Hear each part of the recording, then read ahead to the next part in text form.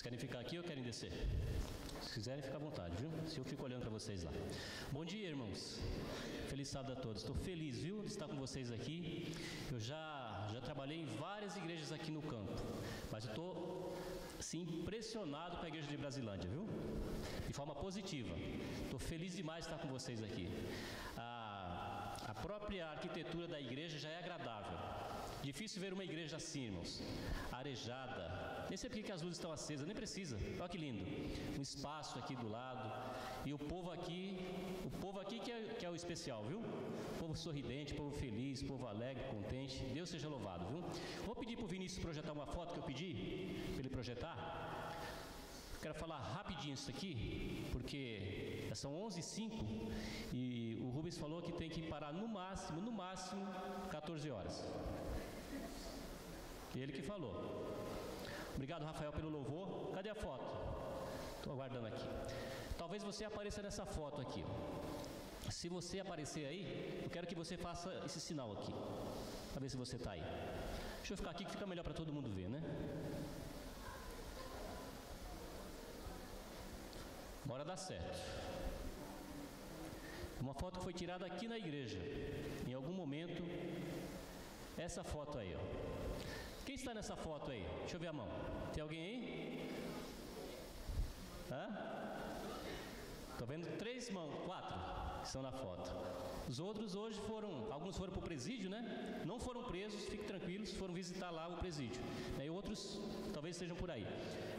Vem colocar essa foto aqui, também que hoje é um dia de homenagens, né? Os diáconos, diaconisas já foram homenageados. Vamos homenagear esse povo aqui também, porque são pessoas que fazem parte da dupla missionária e receberam esse kit missionário. Nós queremos desafiar você a usar esse material que você recebeu para a honra e glória de Deus, para que outras pessoas possam conhecer a esperança que você tem no coração.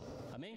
Então que Deus abençoe você e use com sabedoria esse material para que Deus possa, através de você, alcançar outros corações por aí. Muito bom.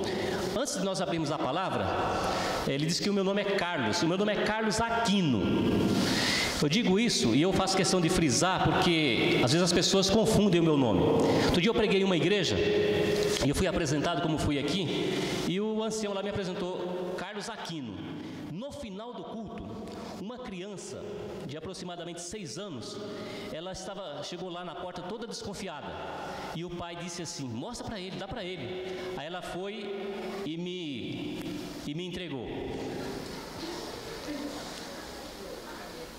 Só está viva porque era uma criança, viu? Porque se fosse um adulto, eu estaria preso hoje. E ela escreveu, ó, Carlos Aquilo. Gente, não é Aquilo, é Aquino, viu? É Carlos Aquino. Eu guardei isso aqui com carinho porque foi de uma criança. E eu achei interessante que enquanto eu pregava, ela supostamente me desenhou e escreveu o meu nome errado. Tá tudo errado aqui, o nome e a foto também, né? Tá não? É mesmo? Misericórdia, viu? Tá certo. Feliz de estar com vocês, viu, irmãos? Meu amado aqui, esqueci seu nome.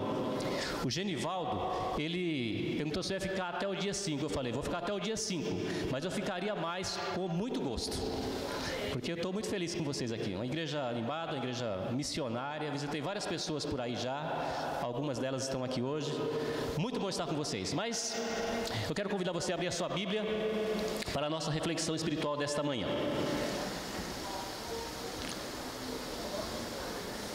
Quero convidar a abrir a sua Bíblia no livro de Atos dos Apóstolos. Atos dos Apóstolos.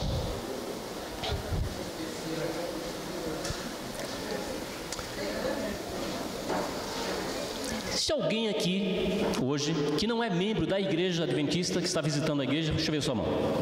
Existe alguém? Uns 2 ou 3 por aí. Ok, sejam muito bem-vindos, viu? A igreja adventista funciona como uma família. A gente tem de tudo aqui. Às vezes a gente até briga, viu? Mas depois a gente se acerta.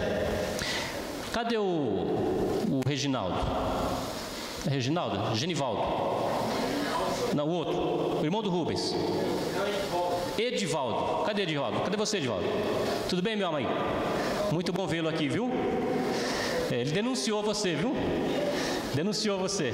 Eu falei, vou mencionar o Edivaldo porque eu estou feliz, viu? Porque eu estou visitando a igreja, estou gostando dessa igreja e aqui é a sua igreja, viu? Aqui é seu lugar. Então, se sinta bem aqui. Se sinta amado, se sinta abraçado pelos irmãos e por Jesus, tá bom? Deus abençoe o senhor. Atos, capítulo de número 11. Abra sua Bíblia aí. Antes de nós lermos esse texto, eu quero contar uma história para você, que aconteceu há alguns anos atrás. Um cidadão norte-americano, ele fez um testamento, deixando os bens dele nesse testamento. Quando ele morreu, a família dele entrou na justiça pedindo a anulação do testamento. Por que a família fez isso? A família fez isso porque no testamento ele dizia assim, que ele estava deixando todos os seus bens, alguns imóveis e a quantia de $74 mil para benefício dos cristãos. E a família entrou na justiça para anular o testamento porque eles queriam dividir os bens entre eles. Depois de algum tempo, o juiz determinou a anulação do testamento. Mas o interessante, irmãos, foi o argumento que o juiz usou para anular aquele testamento. O juiz disse assim: estou anulando esse testamento, porque é impossível determinar quem são os cristãos. A verdade, irmãos, é que nós vivemos uma crise de identidade. Muitas vezes não se consegue saber quem são os cristãos. E esse é o tema do nosso sermão de hoje. Quem são os cristãos? Uma revista americana chamada RIS fez uma pesquisa entre universitários daquele país sobre a relevância do cristianismo para as gerações modernas. Mais de 1.000 estudantes responderam à pesquisa. A pergunta era a seguinte: o que te vem à mente, o que te vem à cabeça quando você ouve a palavra cristão ou cristãos? A maioria dos entrevistados, todos jovens universitários, responderam que a palavra cristão traz para eles outra palavra, relembra outra palavra. Sabe que palavra é? A palavra hipocrisia. A palavra hipocrisia. É triste ouvir isso, porque nós sabemos que nem todos os cristãos são hipócritas. Infelizmente, alguns são. Mas na mente de muitas pessoas secularizadas hoje, o cristianismo tem a ver com hipocrisia, ou seja, um bando de gente que fala uma coisa, mas faz outra. Então, eu queria ler com você esse texto aqui que fala a respeito do cristianismo. Atos, capítulo de número 11, nós vamos ler a partir do verso 19. Você achou aí? Atos 11, verso 19. Diz assim: então os que foram dispersos por causa da tribulação que sobreveio a Estevão se espalharam até a Fenícia, Chipre e Antioquia, não anunciando a ninguém a palavra senão somente aos judeus. Alguns deles, porém, que eram de Chipre e de Cirene e que foram até Antioquia, falavam também aos gregos, anunciando-lhes o evangelho do Senhor Jesus. A mão do Senhor estava com eles, e muitos crendo se converteram ao Senhor. Verso 22. A notícia a respeito deles chegou aos ouvidos da igreja que estava em Jerusalém, e enviaram Barnabé até Antioquia. Tendo ele chegado e vendo a graça de Deus, alegrou-se e exortava a todos que, com firmeza de coração, permanecessem no Senhor, porque era homem bom, cheio do Espírito Santo e de fé, e muita gente se uniu ao Senhor. Partiu Barnabé para Tarso à procura de Saulo, tendo-o encontrado, levou para Antioquia, e por todo um ano se reuniram naquela igreja e ensinaram numerosa multidão. Em Antioquia foram os discípulos pela primeira vez chamados cristãos. Então esse é o texto que pela primeira vez menciona essa palavra, cristãos. E nesse texto aqui nós encontramos algumas características, irmãos, dos cristãos primitivos, dos cristãos de Antioquia. Antioquia era uma cidade grande, era uma cidade que ela foi tomada pelo cristianismo de forma não planejada, porque eles foram para lá dispersos por causa da perseguição que aconteceu em Jerusalém. Então era uma cidade gentílica, era a capital da Síria naquele tempo, e os primeiros cristãos que fugiram para lá, eles começaram então a pregar o evangelho para aquele povo. E nesse texto nós encontramos então algumas características daqueles irmãos. E eu gostaria hoje, irmãos, de fazer uma comparação entre os cristãos de Antioquia e os cristãos modernos. E por que não dizer os cristãos aqui de Vila Brasilândia? Tá bom assim? Então vamos lá? Como eu disse, nós temos aqui algumas características importantes dos cristãos de Antioquia. A primeira delas está no verso 21.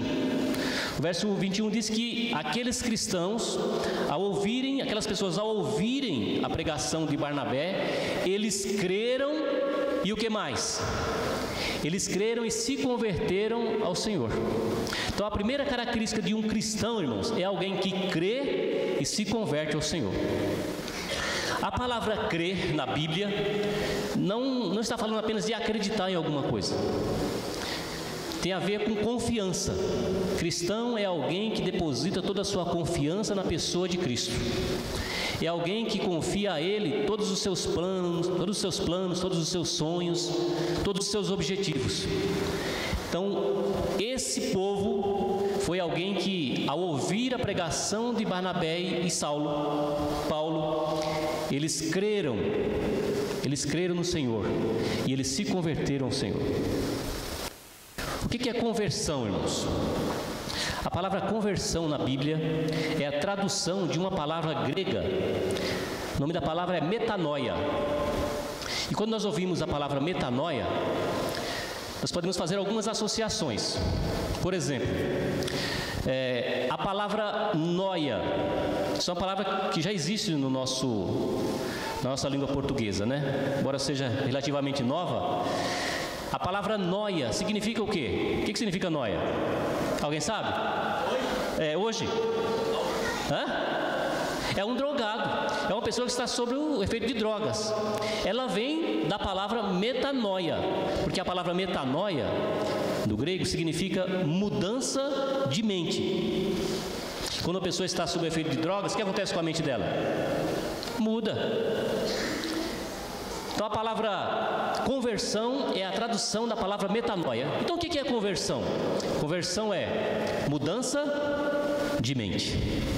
Sabe que alguns cristãos por aí, não aqui nessa igreja, mas por aí, eles acham que conversão é a pessoa mudar de roupa, ou a pessoa mudar os seus hábitos. Eles acham que conversão tem a ver com comportamento apenas. É óbvio que uma pessoa convertida muda o seu comportamento, mas não é assim que funciona. Ou seja, a conversão não é algo que acontece de fora para dentro. É o contrário, é o que acontece de dentro para fora. É uma mudança de mente que nos leva a mudanças de atitudes. Os cristãos de Antioquia, eles creram e se converteram ao Senhor. Eu queria que você pensasse na sua vida, no tipo de cristão que você é. Como que você encara crer e se converter? Eu sei que você é uma pessoa que crê, uma pessoa convertida. Como que você tem encarado isso? Nós não podemos, irmãos, jamais achar que uma pessoa que se veste de forma apropriada é uma pessoa convertida. Porque a roupa não faz o cristão. Eu sou absolutamente a favor do cristão ele se vestir de forma diferente dos não cristãos. Absolutamente a favor. Entretanto, eu não creio que é só pela aparência que se identifica um cristão. Porque conversão é mudança de mente, mudança de mente. Essa mudança de mente muda também as nossas atitudes, de forma natural. Algumas pessoas, elas querem fazer isso ao contrário. Elas falam, agora eu vou mudar, eu vou parar de comer isso, vou parar de beber aquilo, eu vou me converter. Não é assim. A pessoa se converte a Deus e aos poucos ela vai deixando de fazer isso, de usar aquilo. Amém? Então essa é a primeira característica de um cristão verdadeiro. Ele passa por um processo de metanoia, mudança de mente. É por isso que o apóstolo Paulo diz que nós temos a mente de quem? A mente de Cristo. Um cristão convertido precisa ter a mente de Cristo, pensar como ele pensa. Muito bem. Então, qual que é a segunda característica? Vamos ver? Lembrando que Cristo, quando ele chamou os discípulos, ele fez várias, chamou eles a mudanças radicais na vida. Olha o que Cristo disse, ele falou assim, ó, venham a mim. Não disse isso? Ele falou assim, ó, creiam em mim. Ele disse assim, ó, aquele que crê em mim será salvo. Jesus disse assim, ó, pregai em meu nome. Em meu nome façam discípulos. Ou seja, o chamado de Jesus para mim e para você é um chamado radical. Muitas vezes ele nos chama a fazer mudanças radicais em nossa vida. Só que primeiro eu preciso passar por essa mudança de mente. Do contrário, eu não conseguirei fazer as mudanças radicais que Deus pede que eu faça. Segunda característica de um cristão está no verso 23. Depois de evangelizar esse povo, Barnabé e Saulo exortaram eles a fazerem o quê? A permanecerem no Senhor com propósito de coração. Então, o chamado ao discipulado, irmãos, não é um chamado, não é algo que Deus faz para amanhã ou depois eu dar as costas para Ele quando surgirem dificuldades. E eu estou certo, e todos vocês também, de que a vida cristã ela é repleta de dificuldades, sim ou não? Repleta de desafios, de lutas. Não é algo simples. Como eu disse, Deus nos fez um chamado radical para uma mudança de mente. E, portanto, a vida cristã ela está repleta de desafios. Agora, diante dos desafios, nós não podemos simplesmente dar as costas e voltar atrás. Ele nos convida a permanecer com Ele, diante de todos os desafios que a vida e que o diabo coloca diante de nós. Ou seja, um cristão, ele é alguém que crê e se converte ao Senhor, mas ele é alguém que permanece no Senhor com propósito e inteireza de coração. Ou seja, possivelmente, estou falando para alguém que, nesse momento, está enfrentando lutas na sua vida cristã. Quem sabe na sua vida pessoal, profissional, na sua vida conjugal, sei lá. É muito difícil que em uma congregação desse tamanho, todos aqui estejam completamente felizes, satisfeitos, sem nenhum problema. Quer ver uma coisa? Quem tem problemas aí? Deixa eu ver a mão. Porque eu tenho. Todos nós temos problemas, irmãos. Agora, os problemas, eles não devem ser um motivo para nos afastarem de Deus. Ao contrário, deve ser uma razão muito forte para nós nos aproximarmos mais de Deus. Porque em Deus está a solução para todos os nossos problemas. Amém? Então, a segunda característica de um cristão é alguém que permanece no Senhor com inteireza de coração. Está disposto a colocar a sua vida nas mãos de Deus e permitir que Ele o guie pelo caminho que Ele achar melhor e enfrentar todos os desafios que a vida nos traz, para assim continuarmos servindo ao Senhor. Nós não podemos simplesmente, diante das lutas, das dificuldades, desistirmos. A palavra deserção é algo que não deveria nem existir no nosso dicionário. Segundo as palavras de Jesus, o cristão é aquele que, tendo colocado a mão no arado, não faz o quê? Não olha para trás. Não olha para trás. Nós precisamos avançar, irmãos, diante de todos os desafios que a vida nos traz. Nós precisamos sempre avançar. Precisamos olhar sempre para frente e para o alto. Eu estava lendo recentemente a história da queda do Império Romano. Eu faço um curso de licenciatura na área de letras. Eu estava estudando sobre o Império Romano esse semestre passado. Dizem e está na história isso daí, que durante a queda do Império Romano, quando o Império foi invadido, você conhece a história, e aos poucos foi se esfacelando, quando todo mundo estava fugindo, inclusive o imperador, diz a história que a esposa do imperador, que se chamava Teodósia, ela disse assim para o seu esposo, ela disse assim: se você quiser fugir, César, você tem dinheiro, os navios estão no porto e o mar é amplo, eu ficarei aqui, porque aqueles que um dia vestiram púrpura e usaram coroa não devem sobreviver à perda destas coisas. Olha que resoluta esta mulher, uma pagã. Se você quiser fugir, fuja, eu vou ficar aqui. O que ela estava dizendo, irmãos? Ela estava dizendo o seguinte: eu prefiro fazer o quê? Eu prefiro morrer, mas eu não vou fugir, eu não vou desistir, eu não vou dar as costas para aquilo que eu acredito. Não seria esta a principal motivação de um cristão? Eu prefiro morrer, mas vou ficar aqui. Se você se ocupar em ler a história dos cristãos primitivos, você verá que muitos deles decidiram fazer isso. Antes de dar as costas para Deus, eles entregaram a própria vida.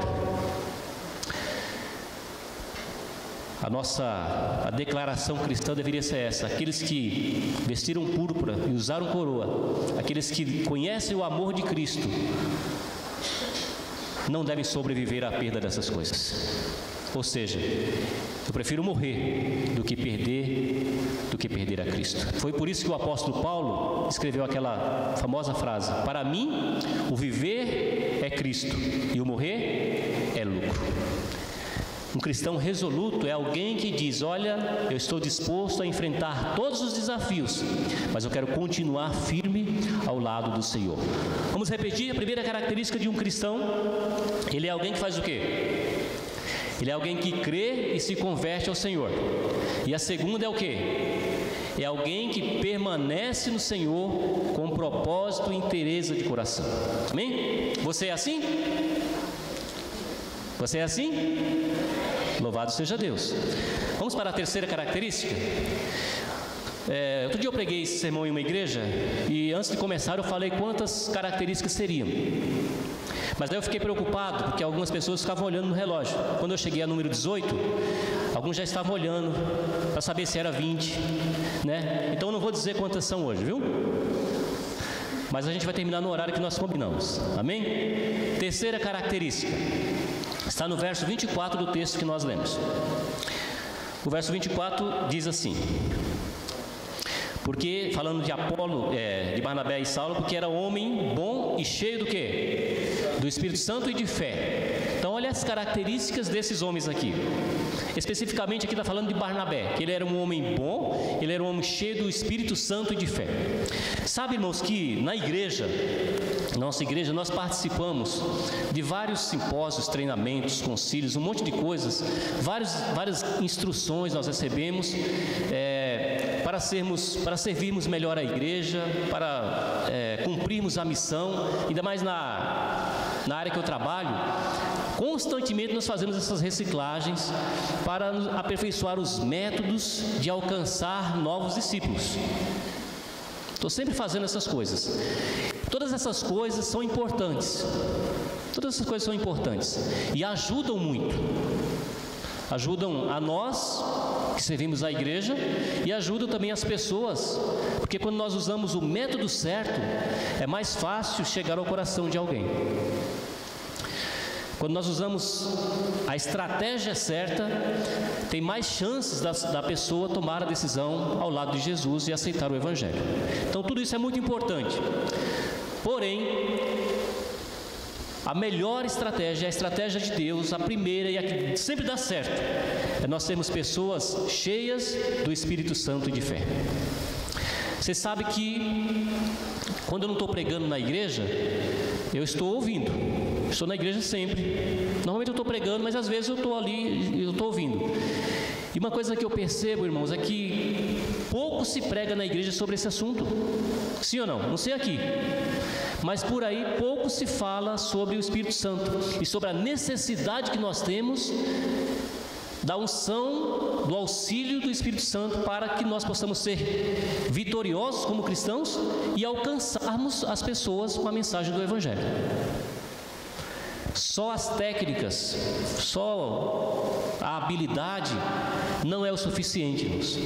Nós necessitamos desesperadamente do auxílio da pessoa do Espírito Santo para que nós possamos, primeiro, sobrevivermos como cristãos e alcançarmos o coração das pessoas com a mensagem de salvação que nós pregamos.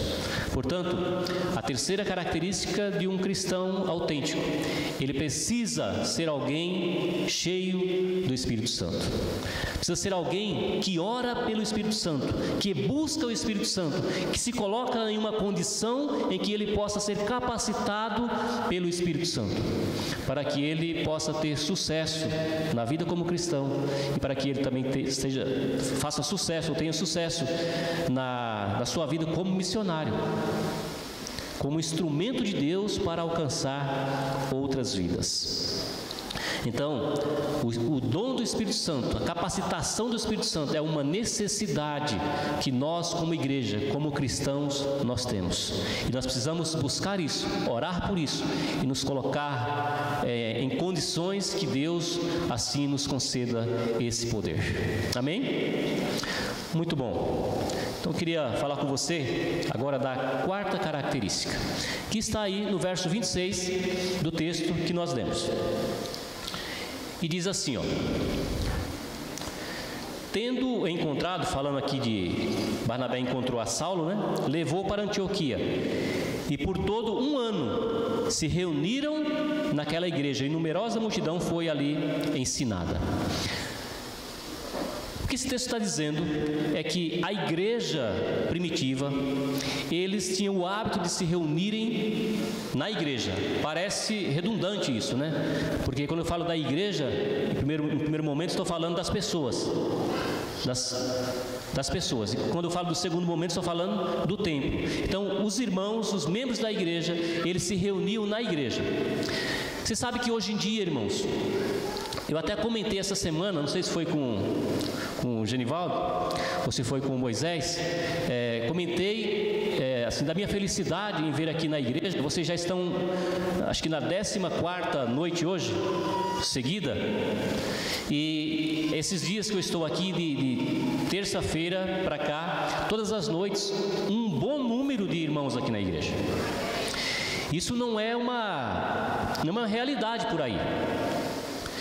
Em muitas igrejas por aí, irmãos, a gente tem que fazer isso aqui, ó, para que os membros da igreja estejam presentes em campanhas que nós fazemos que duram uma semana. As colheitas que nós fazemos aqui na PL duram uma semana, de sábado a sábado, e dá trabalho. Além dos membros comparecerem, muitas pessoas que não são membros da igreja, amigos dos irmãos, parentes, estão frequentando. Louvado seja Deus.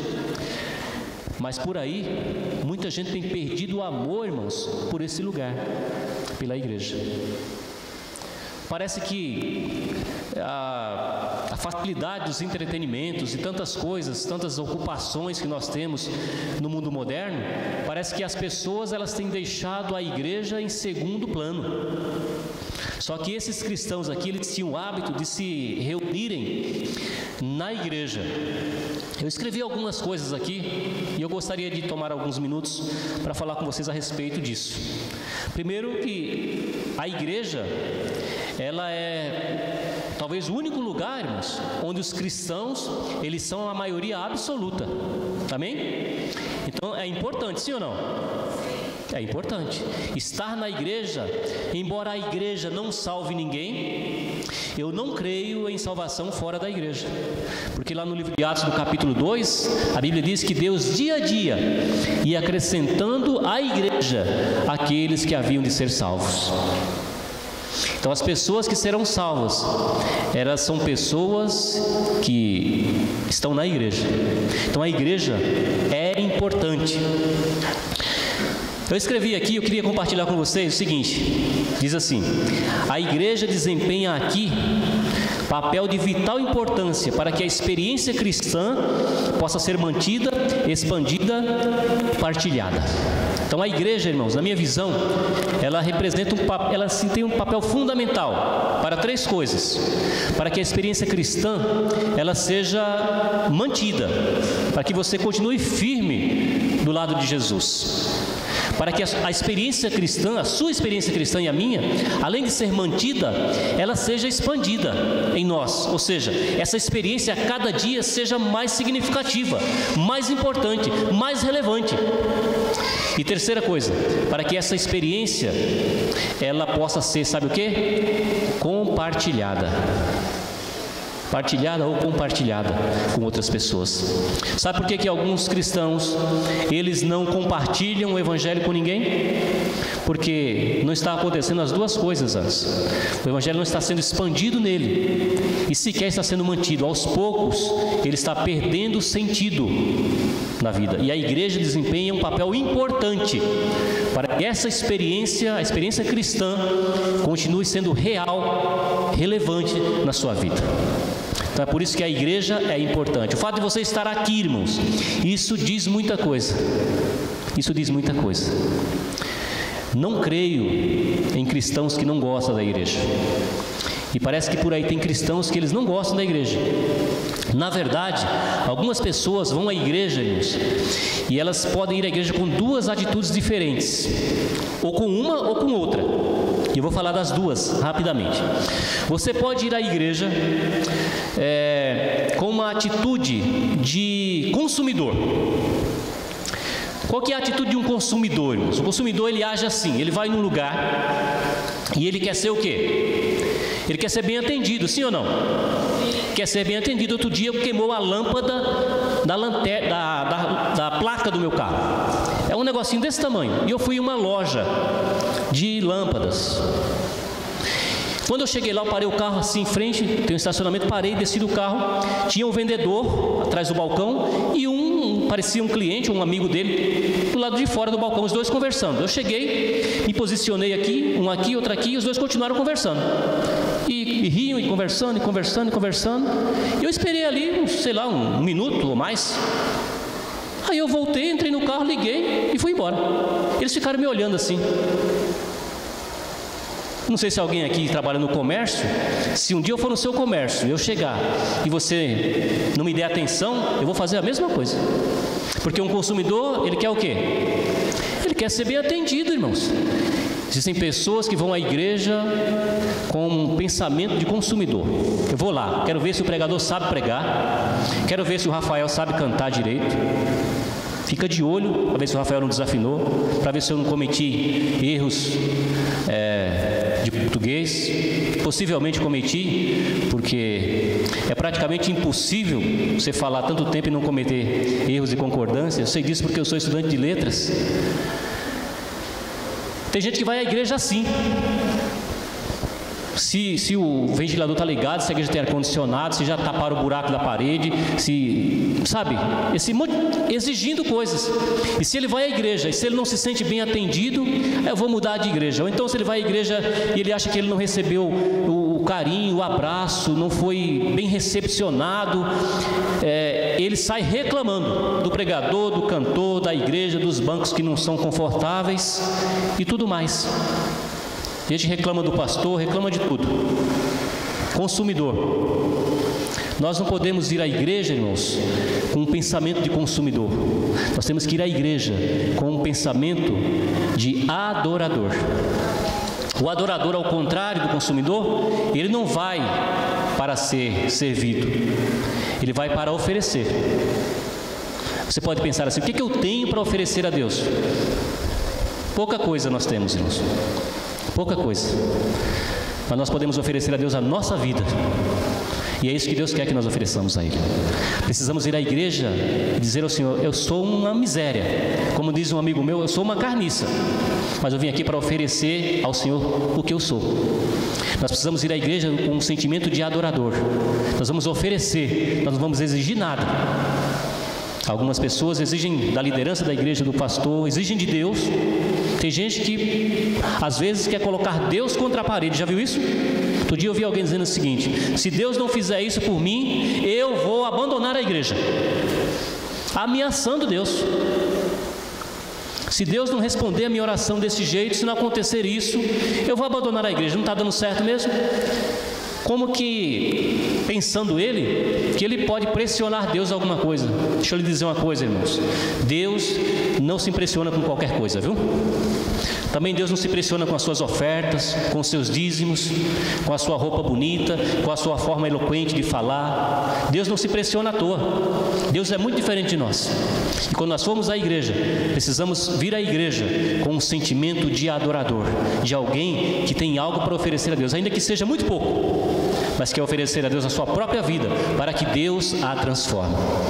Então nós precisamos ser adoradores e não consumidores. Outra coisa, 1 Timóteo 3,15 diz que a igreja é a coluna e baluarte da verdade. A igreja tem a responsabilidade de ensinar o povo a verdade a respeito de Deus. E não ensinar meias verdades. Sabe que alguns pregadores por aí, eles têm medo de dizer a verdade para as pessoas. Eles ficam tapeando.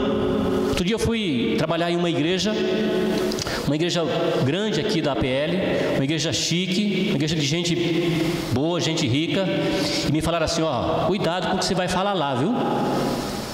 Porque o pessoal lá é meio... hoje tem aquele termo elitizado, né? O pessoal é elitizado. Eu falei: eu não sou não, é? Eu não sou da elite não? Eu sou. Tem gente que parece que tem que escolher o que fala para a pessoa. Eu sou a favor de contextualizar, irmãos. Mas eu acho assim que rico ou pobre, Deus não se impressiona com riqueza não, viu? Deus não se impressiona com essas coisas. Então, Deus ele trata todas as pessoas iguais. Para Deus não importa o valor do seu dízimo, tampouco importa o tamanho da casa que você mora, o carro que você estaciona em frente à igreja. Deus não se impressiona com essas coisas.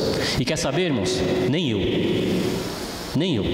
Portanto, a igreja ela tem, nós que representamos a igreja, nós temos a responsabilidade de ensinar a verdade para as pessoas. Eu disse para alguém ontem, não sei, fiz algumas visitas ontem, eu falei para alguém que algumas pessoas chegam à igreja e alguns membros da igreja tratam essa pessoa de forma diferenciada. Talvez porque ela seja uma pessoa mais elitizada, que ela tenha dinheiro, sei lá, ou porque ela gosta dessa pessoa, porque é amigo, e ela trata de forma diferenciada. Outro dia eu trabalhando em um lugar aí, um homem que estava frequentando a igreja já tinha 2 anos, ou era 3, e queria batizar, só que ele só ia batizar se fosse na casa dele, na piscina dele. Ele fez a casa com a piscina que tinha que batizar lá. E eu fiquei pensando assim: o que tem de especial na água da piscina dele? E o povo tratando ele assim, ó. Eu falei: o cara deve ser milionário, né? Eu vou até lá. E foi feito o batismo lá na casa dele, na piscina dele. Irmãos, a piscina, acho que dá uns 3 metros de comprimento. Acho que nem eu, que não sei nadar, não morreria afogado naquela piscina. Lá nos confins do mundo, a casa até que é bonitinha, mas no meio de uma quebrada danada. Não era nem um bairro chique assim igual a Brasilândia, amém? Gente cheia de mimo. Algumas pessoas da igreja mimam demais as pessoas, tratam com todo carinho, não leva o obreiro lá não, que senão ele vai pressionar a pessoa, vai não sei o que, a pessoa vai chatear, vai embora, depois que vá. Ficam tratando as pessoas dessa forma e não tem coragem de dizer a verdade para ela. Vou dizer uma coisa para você: se você trata alguém assim, irmãos, ele vem para a igreja, no dia que você precisar dizer não para ela, ela vai se chatear, vai embora dessa igreja. Já estão me tratando diferente. Sabe por quê? Porque foi mal acostumada. Todas as pessoas aqui são iguais e nós precisamos tratá-las iguais. Nós precisamos dizer a verdade para as pessoas, no amor de Cristo, irmãos, com todo carinho, mas dizer a verdade, amém? Já estou quase na metade, viu, irmãos? Tem que dizer a verdade, né? Eu escrevi aqui assim, ó: algumas pessoas têm pouco respeito pela igreja, mas ela é o lar e é o abrigo dos cristãos. Eu ouvi essa semana de uma pessoa aqui da comunidade, algo assim que eu achei fantástico, irmãos. E eu me senti feliz pela igreja aqui de Vila Brasilândia. Essa pessoa está vindo à igreja há pouco tempo. E ela disse assim: olha, o que me encantou lá foi a forma como as pessoas me tratam. Amém. Diga amém, irmãos. Uma pessoa simples, uma pessoa, sabe, sofrida na vida, com dificuldades, e a igreja tem abraçado essa pessoa, tem cuidado dela, ela tem se sentido em casa, membro da família. A igreja precisa ser inclusiva, irmãos. Precisa ser inclusiva, as pessoas precisam se sentir parte delas. Do contrário, elas não ficarão aqui. Estatísticas nossas dizem que as pessoas abandonam nossas congregações não é por causa da doutrina, é por causa dos relacionamentos. As pessoas que deixaram a nossa igreja, pessoas que abandonaram a igreja há 10, 15, 20 anos atrás, não fizeram isso por causa da doutrina. Eu não acredito mais no sábado, não acredito mais nisso. Não é isso não. Elas deixaram por outros motivos. A igreja, ela precisa ser inclusiva, precisa aceitar as pessoas como elas são. Seja ela pobre, seja ela rica, seja ela bonita como eu ou feia como o Reginaldo. Brincadeira, vamos fazer as pazes aqui. Amém? A igreja precisa ser inclusiva, irmãos. Nós precisamos representar a Cristo dessa forma. É isso que impressiona o coração das pessoas. É a maneira como nós as tratamos. Não é só a teoria que nós temos, a mensagem que nós pregamos. Nós precisamos ser assim. A igreja de Cristo fala uma palavra de coragem e relembra-nos da competência de Deus, cujo poder é capaz de nos aperfeiçoar a despeito das nossas fraquezas. Então a igreja de Cristo, ela precisa proclamar uma palavra de encorajamento. Nós, líderes de igreja, pastores, anciãos, líderes de igreja, nós precisamos dizer para a igreja o seguinte: olha, que Deus, Ele tem competência para aperfeiçoar você, apesar daquilo que você é. Deus, Ele é competente o suficiente, irmãos, para nos transformar naquela pessoa que Ele espera que nós sejamos. Amém. É Deus que faz isso em nós. Deus tem poder para isso. Por isso que nós precisamos acreditar nas pessoas. Antigamente, irmãos, quando eu era menino, jovem, eu via as pessoas chegarem na igreja e eu olhava para elas e falei: ixi, meu Deus, isso aí não tem jeito não, né, Rubens? Isso aí não tem jeito não. Olha isso, olha o jeito que anda, olha o jeito que se veste, olha para isso. Eu pensava assim: que miséria que eu era, irmãos. Sabe como que eu olho para as pessoas hoje? As pessoas chegam na igreja e eu olho para elas como alguém que é candidato em potencial ao reino de Deus, independente da situação que ela se encontra. Pode estar drogado, pode estar bêbado, pode estar do jeito que tiver. Eu acredito na competência de Deus para nos transformar naquilo que Deus espera que nós sejamos. Você crê nisso? Diga amém. Louvado seja Deus. Para uma geração vivendo em meio à corrupção, à fraqueza moral e à desintegração das últimas fibras da humanidade, a igreja proclama uma palavra de julgamento, relembrando-nos de que Deus não se zomba, porque aquilo que o homem semear, isso também colherá. Então veja, nós precisamos dizer para as pessoas que Deus não é bagunçado. É isso aí. De Deus não se zomba. A gente tem que ensinar as pessoas que as coisas de Deus são de outro jeito. Tem gente por aí, irmãos, que quer servir a Deus do seu próprio jeito. Ah, porque eu acho, porque eu penso. Hoje em dia nós vivemos uma geração muito do relativismo. Isso pode ser pecado para ele, mas para mim não é. Tudo é relativo. É nada, irmãos. É nada. Nem tudo é relativo. Tem coisa que é errada e tem coisa que é certa. E nós precisamos entender isso e dizer para as pessoas exatamente o que é certo e dizer para elas exatamente o que é errado. Porque senão, no dia que você for dizer, ela já está tão acostumada que ela vai achar que o errado é certo e o certo é errado. E é isso que está acontecendo com muitas pessoas por aí. Nós precisamos relembrar isso. Que durante a Segunda Guerra Mundial, você sabe que o mundo estava sendo devastado pelo nazismo. Os exércitos de Hitler invadiam e a liberdade foi algo que todo mundo perdeu praticamente, especialmente na Europa. igrejas foram fechadas, universidades.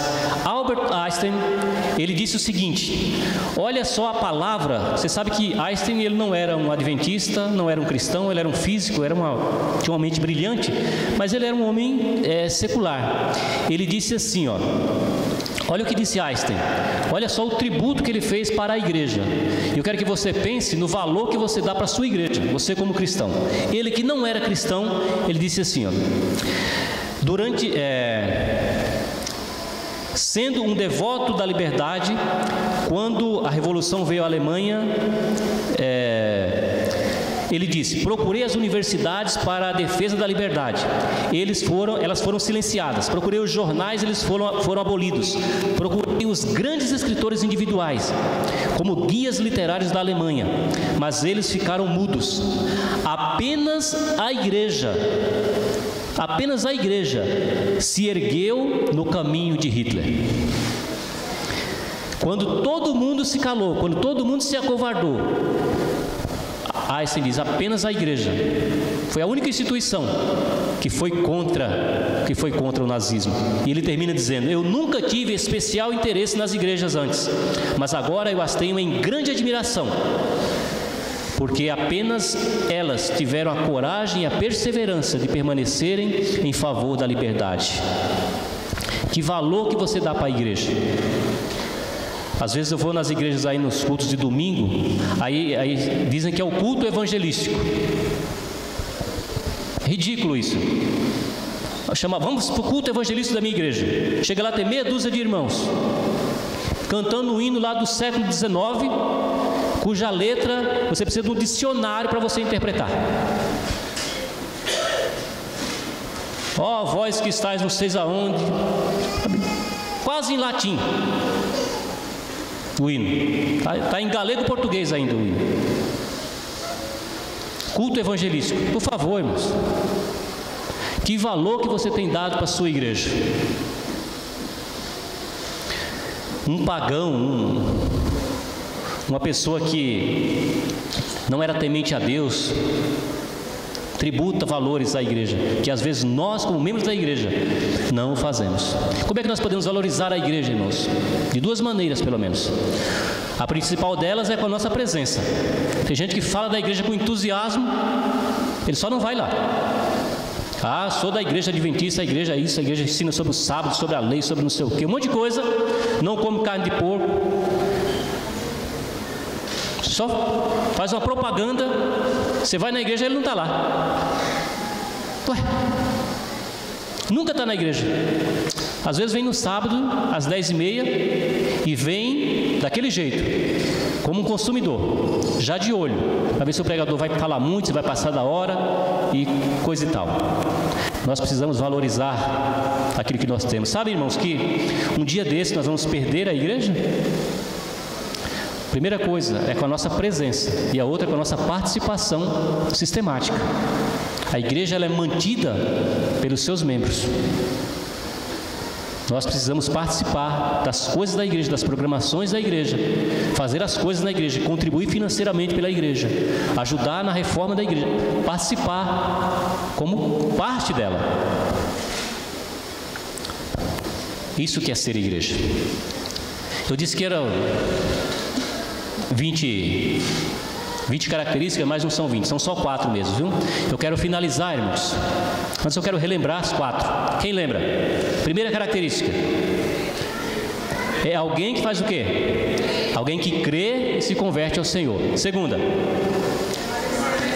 alguém que permanece no Senhor com propósito de coração, doa onde doer, ainda que caia os céus, permanecer. Terceira, tem que ser pessoas cheias do Espírito Santo, depender dele. E a quarta é alguém que faz o quê? Alguém que ama a igreja, irmãos, alguém que vem à igreja. Não basta só ser a igreja, nós precisamos pertencer também à igreja. Um autor chamado James Boyce escreveu, grave esta frase: Olha o que disse ele, abre aspas. Muitos cristãos nunca fizeram nada significativo para Cristo. Nunca conduziram ninguém a Cristo. Não trazem ninguém à igreja. E eles próprios vêm à igreja com grande má vontade. E o irônico é que eles acham que está tudo muito bem. Fecha aspas. Tem gente que é assim. Nunca fez nada por Cristo, nunca levou ninguém a Cristo, nunca traz ninguém à igreja. Quando vem fica de cara feia, amuado, reclama de tudo. E ele acha que ele é o melhor dos cristãos, né? Ele acha que ele é o cara. Verdade ou mentira? Verdade.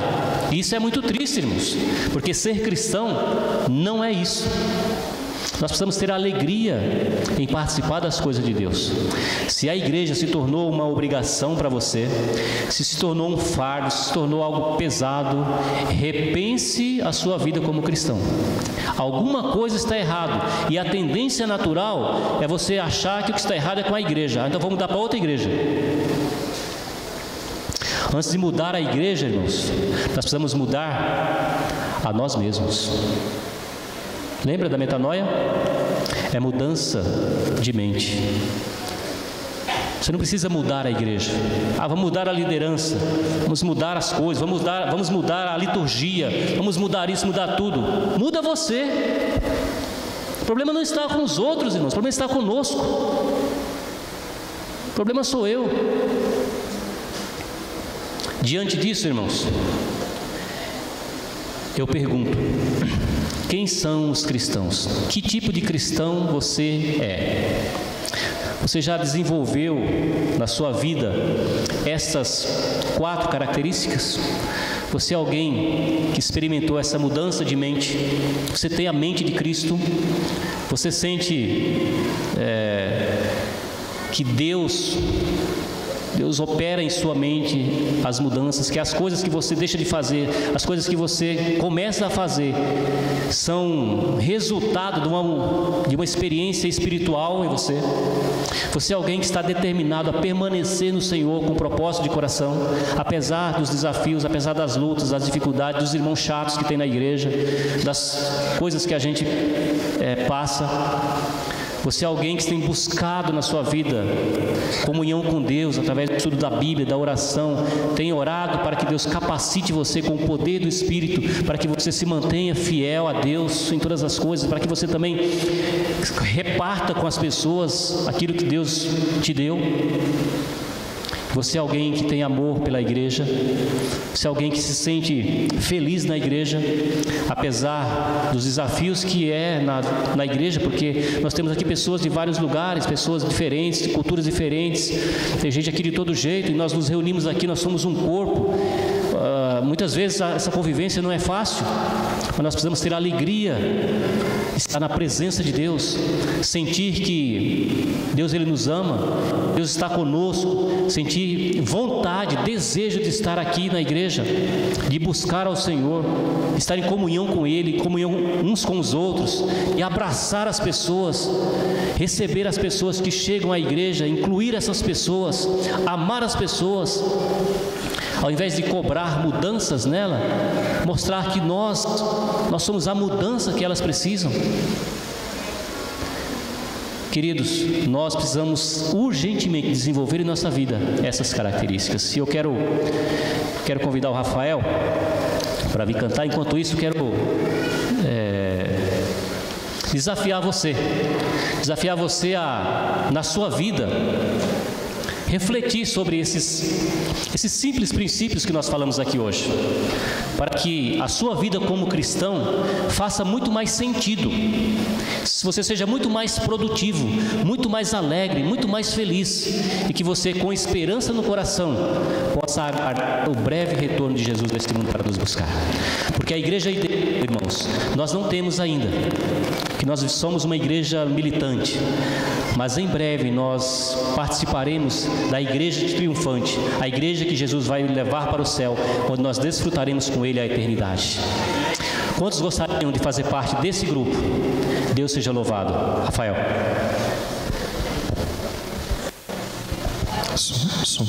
Eu vou orar com você agora, irmãos, pedir para que Deus coloque no seu coração disposição para nós colocarmos esses 4 princípios em nossa vida, para que nós sejamos cristãos mais fiéis, mais felizes e preparados para quando Jesus voltar, nós morarmos com Ele e participarmos da igreja do céu. Amém? Feche seus olhos, vamos orar. Nosso Deus, muito obrigado, Senhor, pela maneira carinhosa, maravilhosa que o Senhor tem cuidado de nós. Obrigado, Senhor, porque um dia o Senhor nos chamou das trevas, chamou de onde nós estávamos e nos trouxe ao Teu redil, nos trouxe à Tua igreja, a comunhão com o Senhor, a comunhão com os irmãos, e nós muito agradecemos. Obrigado, Senhor, porque nós somos felizes a despeito de todas as nossas lutas e dificuldades. Nós estamos felizes, ó Deus, porque nós estamos lutando para permanecer ao lado do Senhor. Imprima em nós, ó Deus, essas características e outras que nós não mencionamos aqui, para que nós a cada dia possamos crescer na experiência cristã. E para que as pessoas, ao verem isso em nós, também possam sentir o desejo de fazer parte do Teu povo aqui nesta terra. Toma-nos em Tuas mãos, nos leva em segurança aos nossos lares, dirige todas as nossas atividades no dia de hoje, abençoa as pessoas com as quais nós entraremos em contato, para que elas possam também sentir a influência celestial em nós. Fica conosco, perdoa todos os nossos pecados. Nós oramos e pedimos em nome de Jesus. Amém. Antes de você sentar, quero fazer algo que eu nunca fiz na igreja. Vou fazer uma selfie com vocês, posso? Se alguém for procurado, fica de costas. Brincadeira. Fazendo selfie, vem cá, irmãos. Gostei tanto dessa igreja aqui que eu tenho que levar uma recordação daqui. Sorrindo, viu? Para mostrar que vocês